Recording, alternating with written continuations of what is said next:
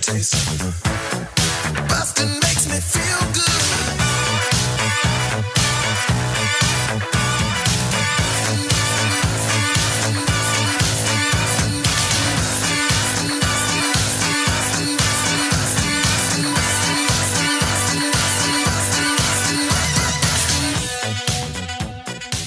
Hi, everybody. Welcome to Blockbusting, the podcast where we love to hate movies. I'm your host, Jay Light. Joining me today, my friend, my fellow person in their home right now with a sweet, sweet Jason mask behind him. It's Mike Glazer.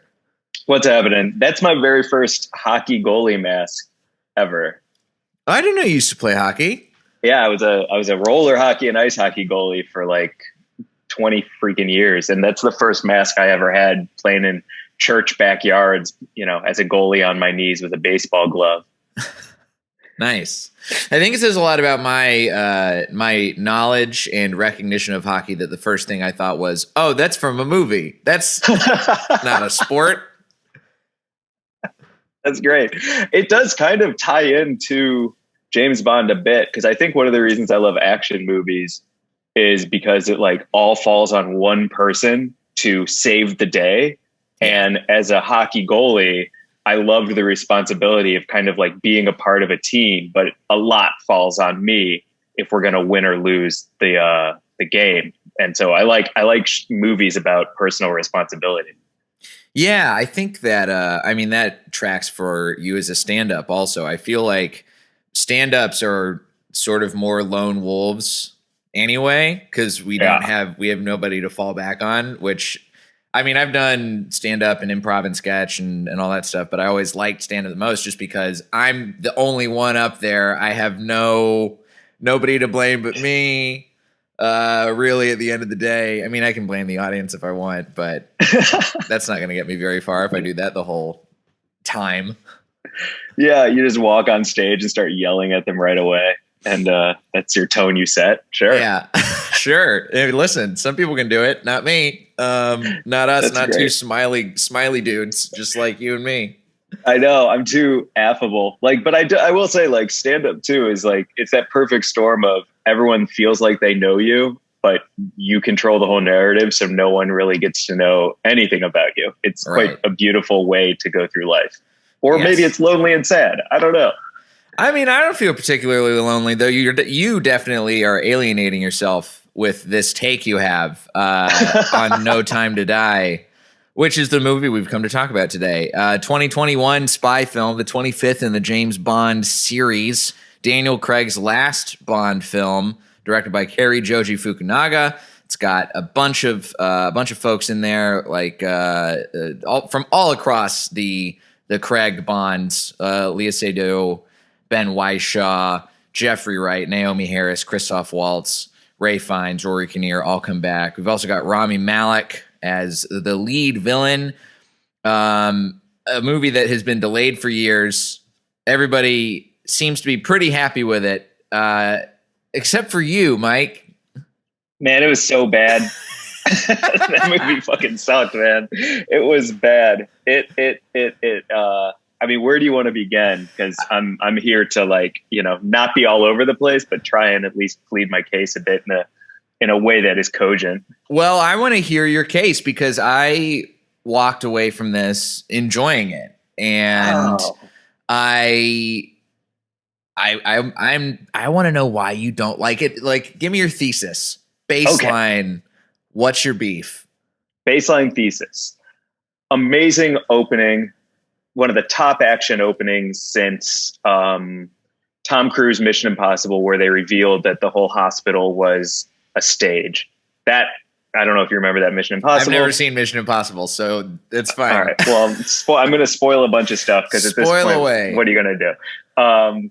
Loved the beginning of this movie. Loved the ending of this movie. Terrific send-off for Daniel Craig. Wonderful, heartfelt. People in the theater were crying, a bit of a tear. It felt complete.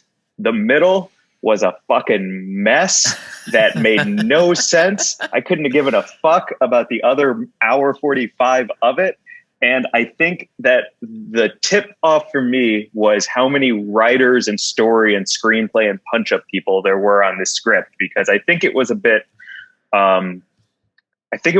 damaged from the get go once Boyle left, and I can't remember the other screenwriter, but once the original people left, it just seems like it seemed like the studio had to make this film. There was obviously so much pressure to make it great, and too many cooks in the kitchen. They all fucked up the middle of the movie broth.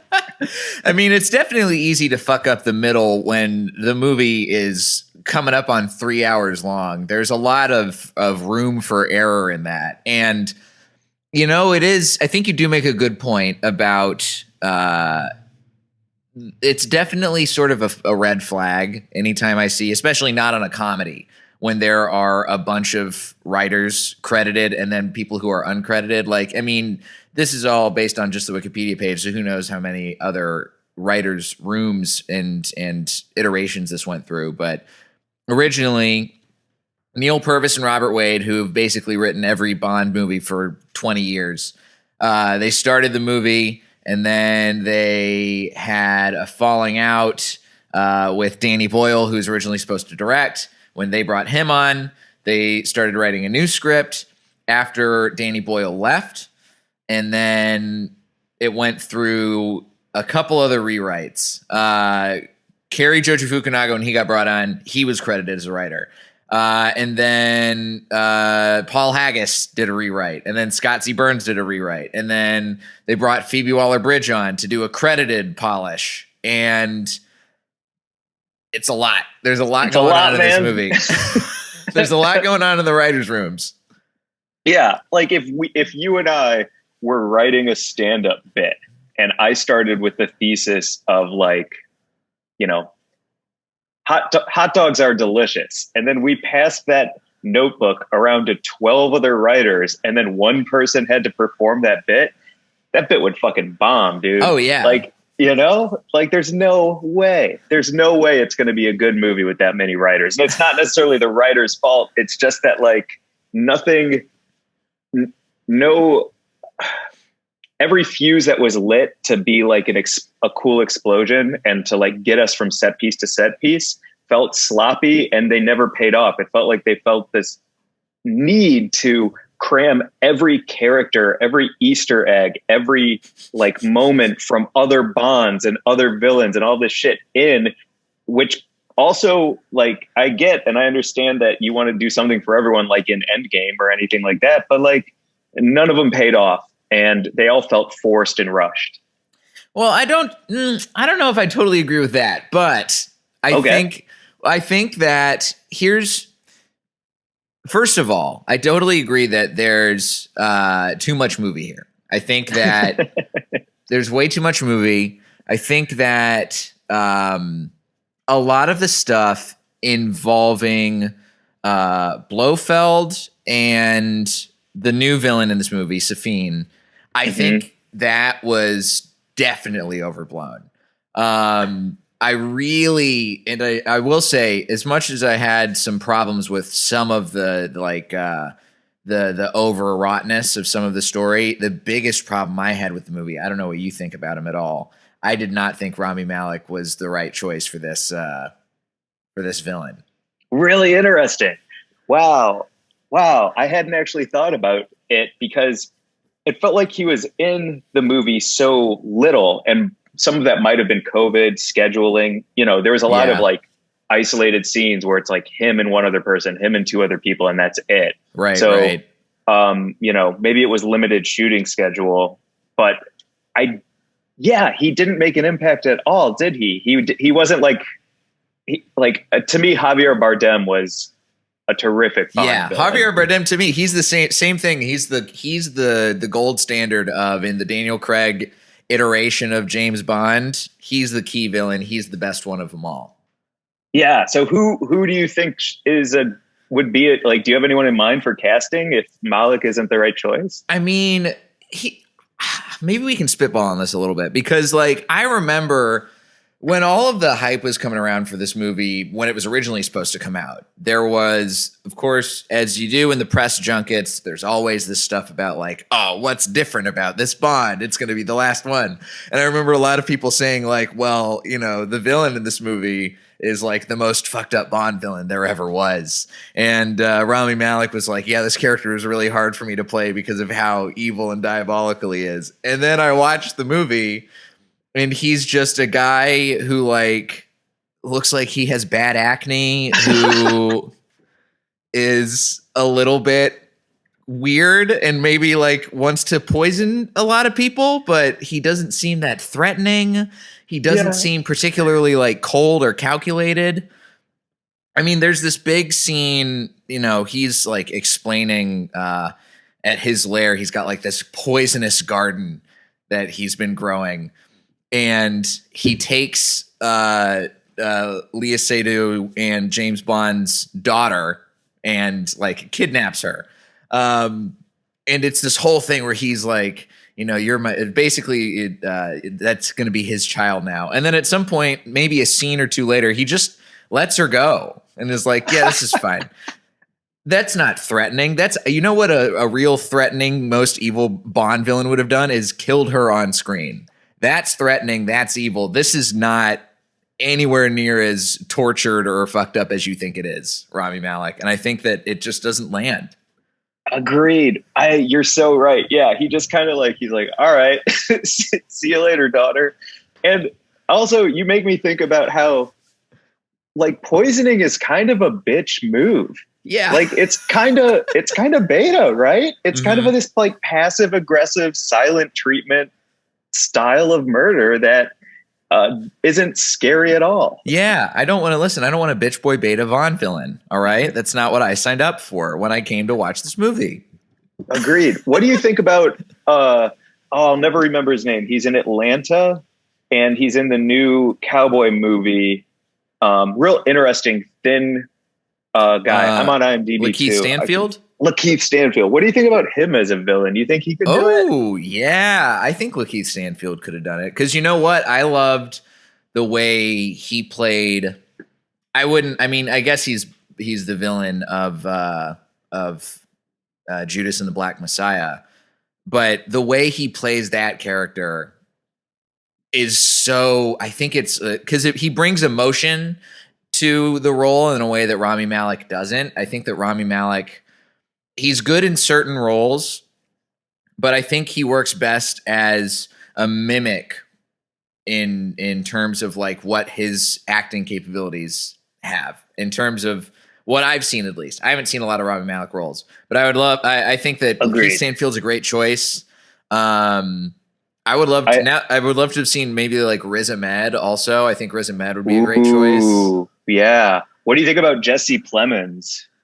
Do you know who that is? I do know who Jesse Plemons is. I feel like I would be afraid that he would be too, and maybe in the same sort of vein of what Rami Malek is currently doing, where he's a little bit too understated, but I could also see him doing that kind of quiet, menacing thing. Because that's the thing. I think part of the writing of Rami Malek's character in this is leading to the problem of him as a villain as a whole. Like, I don't buy that Rami Malek. I want to divorce the actor from the writing for a second, or from the character for a sec. I don't buy that Safin is as big of a bad guy as the entire movie lays him out to be. I think Rami Malek's performance it's fine, but it's a miscasting, and I think that the writing also leads to problems with my believing that like this is a thing. I don't know which writer is the one who fucked up that storyline. I don't know how you fuck up a James Bond villain. It seems pretty easy to not do. Yeah. Just make him super fucked up. Yeah. Agreed. I want to know, like, I mean, what was your experience like? Did you, right out the gate, did you hate this movie the first time you ever saw it? Or did you feel like cheated over time? Where are you coming from when you felt this strongly about this James Bond movie? It was So I feel like, again, the beginning of it rocked. That opening with the young girl and the ice, awesome. Mhm. The time, something that I knew was fishy was when they didn't do they didn't have any of the locations on the screen, like a little like title card where it's like Milan or anything like that, because they change locations so fucking much. Yeah. But like, I don't know, like how much does that cost? $10,000 to like write the word Italy on screen a handful of times? It can't be that much. And I feel like that is like a tried and true important trope in action films, is like location, because these guys are jet setters. They're going all over the world to save the day. Right. And so after the scene with the explosion and the car chase, which I guess I'm being a little vague about. I don't know how your listeners feel about that kind of stuff. There's a car chase and explosion in the very beginning of the movie, just so you guys know. There are other car chases and other explosions. This is James Bond for 3 hours after all. But I'm sure you're talking about the opening scene where the grave blows up. Exactly. Okay, cool. Yeah, let's be specific. I think after that scene, and then when his car with her in it is spinning around like a little kid would play with his Hot Wheels action figure and spin it around on the carpet if he was like just playing with this. After that, I was like, oh, this is some hokey ass bullshit. Like this is dumb. And then the next like hour, we're just like meeting a bunch of new people who we never see again. And, Nomi shows up and I have a lot of opinions about her. And then, like after that car chase scene, like nothing worked for me until the very end. So yeah, because it set itself up to be beautifully fun. Like it set itself up to be action packed and sexy as hell. And I think, I mean, there's a lot of stuff. It's so interesting that like, I feel like you and I were sort of on the same page, but you've got more problems with stuff that I'm kind of okay with. And I'm not sure. I wonder why that is. I think what I want to know is like so this big chunk of meat in the middle of the movie. Yeah. There's a ton that's going on in there. What did you find yourself like rolling your eyes at the most at its inclusion? Like what scenes do you feel like are worth ditching? I would cut all of Blofeld. I would just like, with respect to Christoph Waltz, like we don't need him. He's not doing anything. I love one mastermind villain who is playing 4D chess and is 10 steps ahead, and everyone is doing exactly what he thought they would do. And he's, controlling the narrative. I love that kind of villain. But when you have two different villains and one of them is in a cage, but he has a bionic eye, but it's never really explained how the eye happened through maximum security. The bionic eye. Like, and then all of a sudden he's dead after the bionic eye because there's a real villain who's the double super more villain. Like it's just sloppy. The double secret super triple dog dare villain. Yeah, exactly. So like, to me, you cut somebody like Blofeld to give somebody like Malik more options to be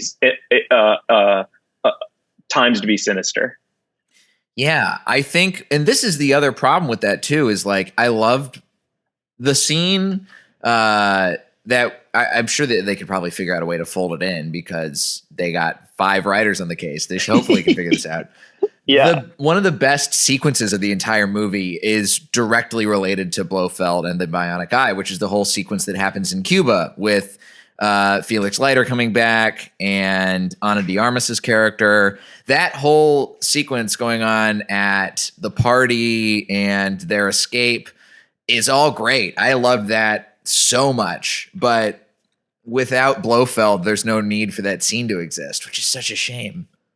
But what if, and I know it was probably important to the studio that Daniel Craig and Christoph Waltz have a scene together where they can like chew the scenery and meet eye to eye. I'm sure that was the note, but I think it's a more interesting moment to have Rami Malek and Christoph Waltz in a scene together where Rami kills Christoph, because then that's like a super bad dude move, and then we get to see like Rami be the person who does that awesome scene in the club with with like the mist and everything. I don't know. Yeah. To me, that's a cooler way to go, is if you like, knock the king off the hill and you're the new king.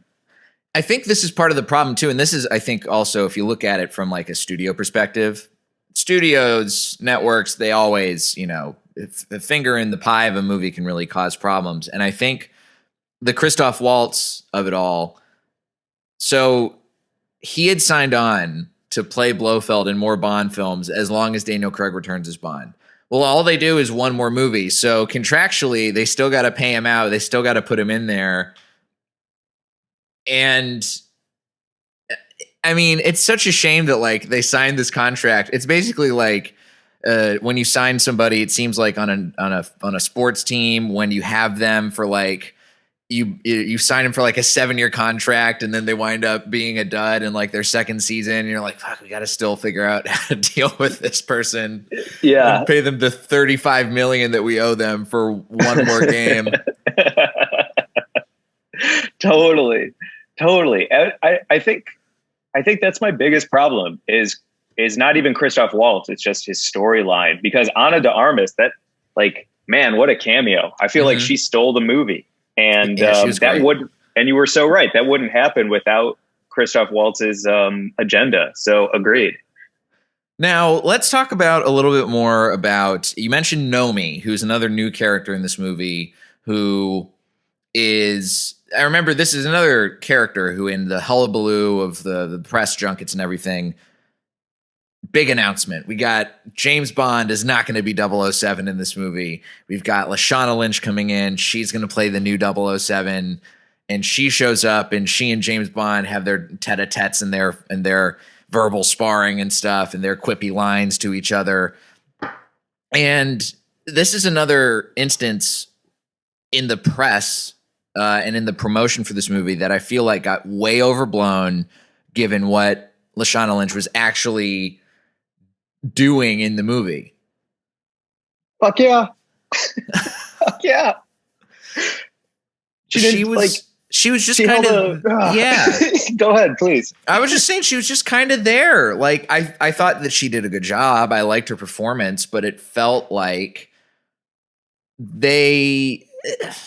I hate how much I don't hate this movie, but I do hate the marketing for this movie, perhaps more than I actually hate the movie. Because I think the movie's fun. It's fine. It's definitely too long.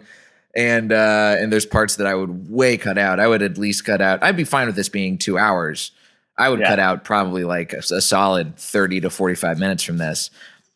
But when you're coming around to your audience before they even watch the movie and saying, we've got this most sinister Bond villain, and we got this great new 00 agent who's totally going to fuck up James Bond's life, and neither of those things really come to fruition, I just feel like the wind gets let out of my spy movie sails. Agreed. And I mean, maybe this is going to be too fucking woke of me, and so I apologize ahead of time, but like a bunch of fucking white dude writers who were like, we're going to put a black actress in, and look how woke we are. And like, we are tapped into what the public wants. And then they make the black woman who has worked her entire life to become the new 007. And then they're like, and we're going to make her give her job directly back to James Bond, Daniel Craig.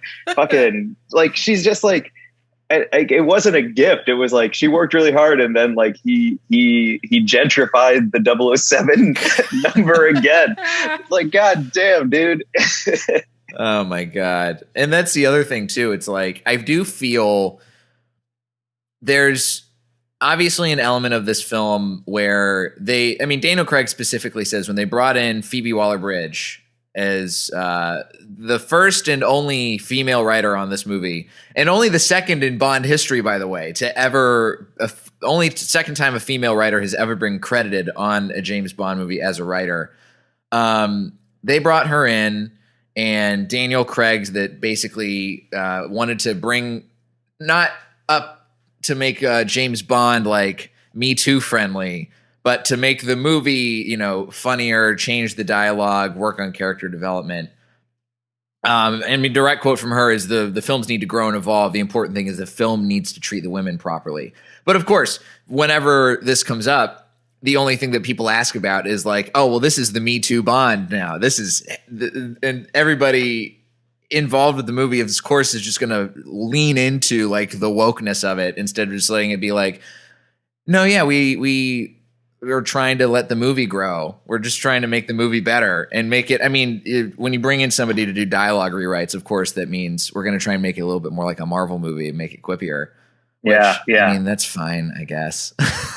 I think it works in a movie like this because James Bond is great. Daniel Craig is great at delivering those one-liners, and it's fun. But like, I don't know. This is also a part of my problem with the movie is does feel like it has been Marvel-fied a little bit. I don't know. What do you think about that?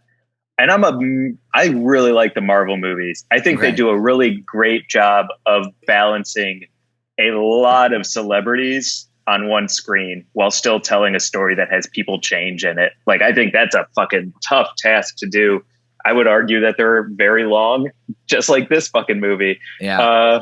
But I think they're really good. I think my biggest problem with No Me Too is that she bested James Bond in the beginning of this and tricked him into thinking he was going to fuck her. And then, you know, there's a great reversal and you're like, oh, damn, she's a sly one. Good job. Oh, she's good. Good job. Yeah.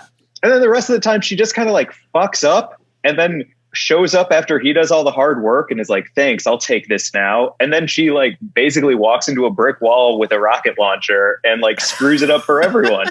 And you're just like, dude, like, come on, man. I want to see her either kick a bunch of ass and then team up, or see her like really be the 007 that is next in line and, you know, have him sit down a bit. I don't know. I feel like they used her.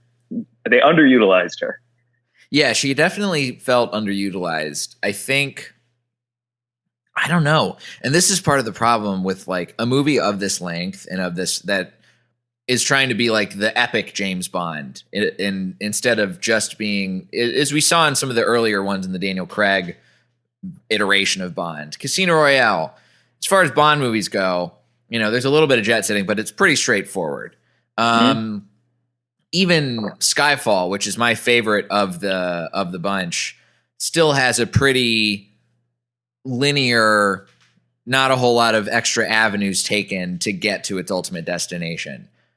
I think that this movie does go off a little too far and the road's a little bit too windy to get us where we're trying to get to. And unfortunately, that means that like characters who have a lot of potential kind of just get left behind, and they fall off as the cool Aston Martin flies a little bit too close to the edge of the mountain road that it's winding down. Completely agree. I think that goes right back to having two villains instead of one villain who's doing a linear, you know, plot to take over the world. Yeah. That's, you know, even in Marvel movies, I mean, it's all Thanos all the fucking time. You might have a sprinkling here or there, but at the end of the day, you're just trying to get that dude to not snap his fingers. And that's the story. And I can understand that and I can care about that because we keep coming back to it. And this is just so fucking all over the place that I don't even give a shit. I just want to see hot people fuck and blow things up. And we don't even get a lot of that. Oh my God. That's that's the most distilled version of Bond we could ever get is hot people who fucking blow things up. I want to know, besides like cutting out some stuff. Yeah. What would you do to fix this movie? Like, is there, if you had your chance, like maybe not even fix the movie. Maybe the movie is sort of rendered unfixable, right? Let's say that they, for some reason, bring in another director. You're the sole screenwriter. They're throwing out all of the other scripts they've tried to write before. What's your perfect ending for the Daniel Craig iteration of James Bond? Yeah.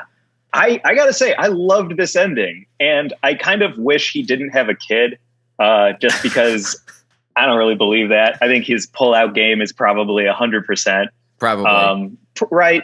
Yeah. He never misses. He's great at other kinds of shots. He's definitely not going to fuck this one up. Right. Yeah, 2 golden guns. There's no way he's not batting 1,000 on the pullout.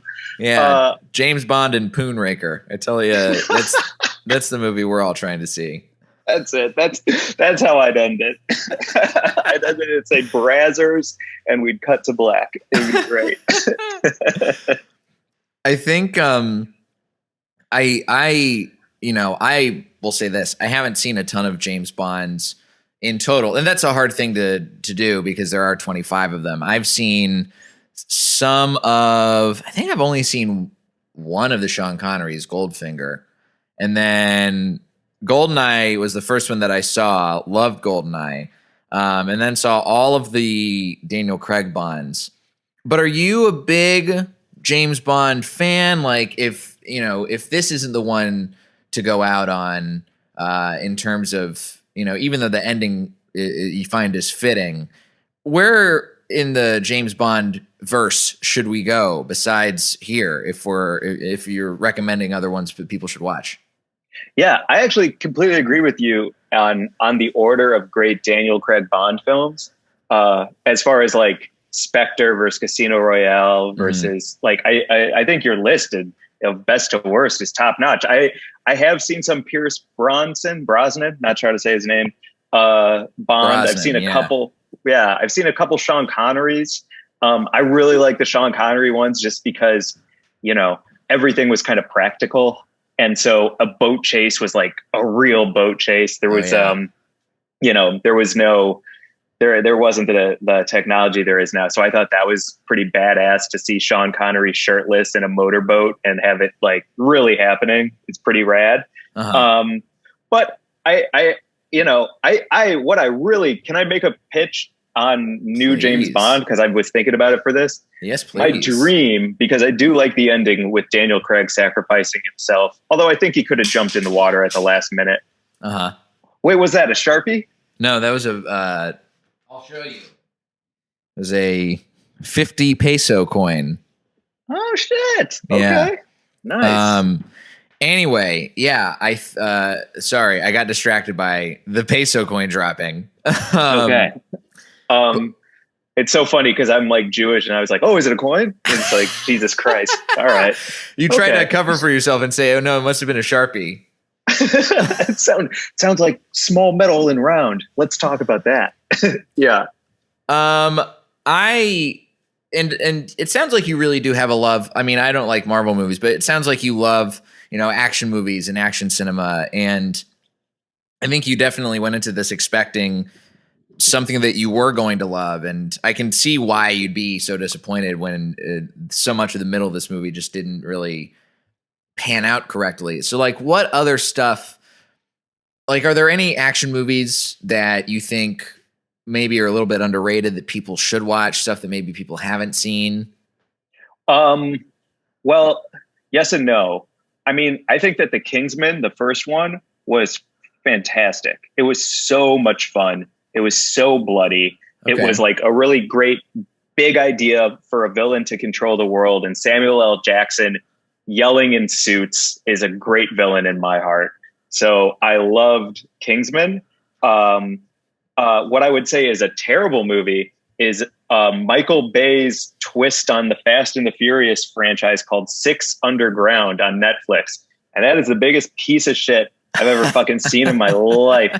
There's like weird cuts to skateboarders that don't make sense. He talks mad shit about family, which is all the Fast and the Furious franchise is about. Like, I think he got a fucking bug in his butt about not being able to direct a Fast and Furious. So he made one to show that he could do it and then talk mad shit about Fast and Furious. And it's fucking trash. I have not seen that. I've not seen Six Underground. So maybe I will continue to avoid it. I also hear, I've only seen Crank High Voltage, but I do hear the Crank franchise is a fun action thing to see. I always love Jason Statham. I think he's great. Same. Agreed. Yeah. Crank is awesome. I think that's kind of my favorite type of action movie where it's like so high cartoony. It's almost like slapstick irrelevant because it's just so fucking crazy. I love that. There's another one with, I think, is it I always get them confused, and I feel bad about it. Who did Harry Potter? Chris Columbus? The kid who plays Harry Potter. Oh, Daniel Radcliffe. Daniel Radcliffe. I think there's a movie with Daniel Radcliffe where he wakes up with guns bolted to his hands, and the city becomes a video game where people are betting if he can kill assassins with guns bolted to his hands. Oh. And that was a really cool concept too. I can't remember the name of it. I'm going to look that up. Daniel Radcliffe. You can tell I'm really typing because I have this gigantic keyboard sound going on. This is some great ASMR for all of my listeners. Daniel Radcliffe, guns bolted to hands. I remember seeing a poster for this movie. Yeah, okay. Guns akimbo. Yeah. Yeah, dude. The game, the Harry Potter star plays Miles, a geeky video game developer and avid online troll whose comments on the popular deathmatch live stream lands him on the gaming front lines for real. One night after watching a live broadcast, Michael trolls a dangerous crowd and has a rude awakening when he's attacked by hitmen behind the channel. The men kick in the door and leave Miles with guns bolted to his hands in his first assignment. Oh boy. This movie sounds awesome. It's so fucking crazy. It's crazy. I'm going to have to check that out. I'm going to add that to my list of stuff to see. I think it's Amazon Prime. I can't remember. See where I can find it. Now, I have one burning question for you. One big final question. This Bond movie undoubtedly is going to get nominated for Best Original Song. They're definitely on a roll. And two out of the few years they've been getting nominated for Best Original Song, they've won. Skyfall won, Spectre won. Is Billie Eilish going to continue the streak and win Best Original Song at the Oscars this year? Great question. Yes, 100% yes. She fucking rocks. The song is super dope. It's so great. Yeah, that song rules, man. She's awesome. That was the worst part about the Oscars this past year, was that because this movie got so delayed, they just couldn't give her the movie. They couldn't give her the award. I do love that Her won it. Her is great, but I just want to see Billie Eilish get that Oscar. She's gonna EGOT. Right. By 21 too. That's gonna be so crazy. She's gonna like turn 21 and be like, now what? I guess I'll just triple EGOT. It's gonna be unreal. Better her than either of us. I don't know what I would do with an EGOT. Which one do you want the most? Emmy, Grammy, Oscar, or Tony? Ooh, that's a tough question. I think Oscar. Yeah, totally. I feel like Oscar's the one. I feel like it's Emmy's probably more attainable for people of our ilk, because we might get ourselves caught up in a writer's room that gets nominated and wins for something. But golly, I'd love to get an Oscar nomination for writing for a screenplay too. Or of course a win for that would be cool. But yeah, there's great comedy writers who've gotten Oscars. Taika Waititi got one a couple years ago for Jojo Rabbit. Great. Loved it. Great. Get Out, Jordan Peele, 100%. Yes. Mike, what about you? Would you go for Oscar, Emmy? Is that you pick? Yeah, Oscar for sure. I feel like just got the prestige. Yeah, man. Yeah. And I just heard Kate Winslet leaves her Oscar in her bathroom so that when people use the bathroom, they can make acceptance speeches in the mirror. And I'm like, that's pretty fun. Come on. I feel like if I had a Tony Award, nobody would know what it is. Like, I would have it on the shelf and people would be like, what did you get? You won a state fair, Biggest Pumpkin? What happened? What is that? Oh, you did a little play? Oh, good for you. What does the Tony Award even look like? It just looks like a medallion. Oh, yeah, really? This looks like it could totally be something that it's not. I think that. I'm happy with the people who've won Tony Awards, but yeah, it's not an impressive looking award. Yeah, that doesn't strike me. Yeah. Pass. You know what? I don't want a Tony. I'll say it here. I don't want a Tony. Yeah. All right. Go for just the ego. No T. All right. I'm not trying to EGOT. Ego only for me, please. I only exist in ego. You heard it here first. Oh, yeah. Mike, where can the listeners come and argue with you on the internet or wherever? I mean, you just deleted some social media, so maybe nowhere. I'm trying to get off everything. This will be, I'm only using Facebook for stand-up dates, Instagram. I love it. What am I going to do? But my Instagram's Glazer boo-hoo-hoo. I have a podcast called Weed and Grub, co-hosted with Mary Jane Gibson, Rolling Stone cannabis culture writer. We talk to people about food and hang out while high. It's quite nice. Sounds great. And I'm performing in Alaska in January, and we were going to perform at a lot of other places, but you know, things are getting canceled. That's how it goes. And my last pitch is that I would love to see Jillian Anderson as the new James Bond. She's in a show called The Fall. It's incredible. She's a stoic, powerful woman who holds a whiskey glass and looks hot. I think she would be a great James Bond in the new iteration. Yeah, Jillian Anderson is great. She would be a great Bond. Yeah. I think, well, I know everybody says like Idris Elba is going to be the next Bond, but it would be an interesting twist if everybody's been speculating for a black James Bond, and then they're like, we're still going to give it to a white person, but it's going to be a woman. We're it's a woman. So you can't be that mad at us, people. You can find me at Diet J on Twitter and Instagram, jlikecomedy.com for show dates. Luckily, none of mine have been canceled yet, but that might change by the time this episode comes out. So knock on wood that my show date in Reno does not go tits up. Hell yeah. And you can subscribe on Patreon if you like the show. You get access to my film library and bonus episodes. And I think that about covers it, Mike.